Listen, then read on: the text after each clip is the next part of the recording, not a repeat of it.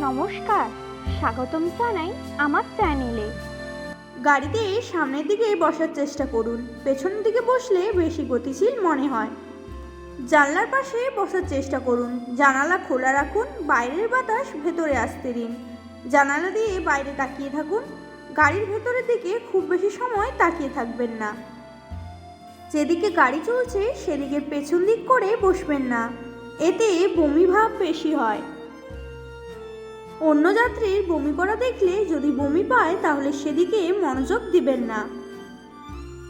গাড়িতে উঠলে বমি হবে এমন চিন্তা করবেন না। নিজেকে শান্ত রাখুন। লম্বা লম্বা শ্বাস নিতে পারেন। বমির কথা ভুলতে গান শুনতে পারেন। হালকাভাবে চোখ বন্ধ করে রাখুন। ভ্রমণের আগের রাতে ভালোভাবে ঘুমানোর চেষ্টা করুন। ভ্রমণের আগে হালকা কিছু খেয়ে বাসে উঠুন। কখনোই খালি পেটে ভ্রমণ করবেন না।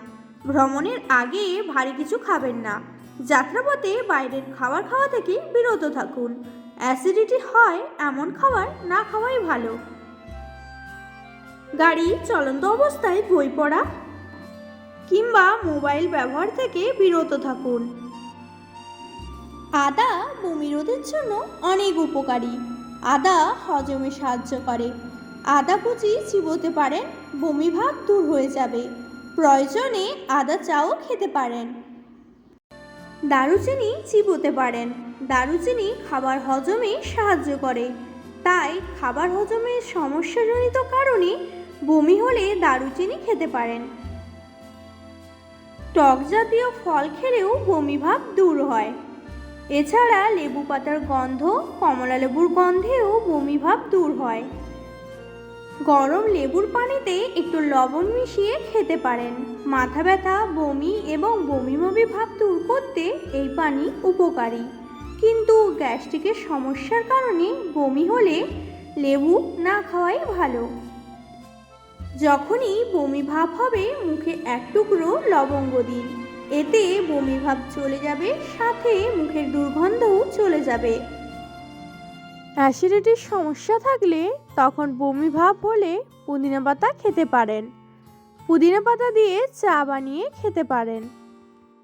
খুব দীর্ঘ ভ্রমণ হলে বিরতি নিতে পারেন। বিরতির সময় হাত মুখ ধুয়ে ফ্রেশ হয়ে নিন।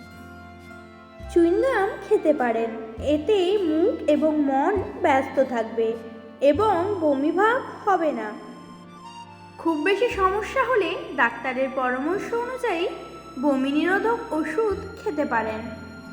এই কয়েকটি জিনিস লক্ষ্য রাখলেই বাসে বমি হওয়া থেকে মুক্তি পেতে পারেন।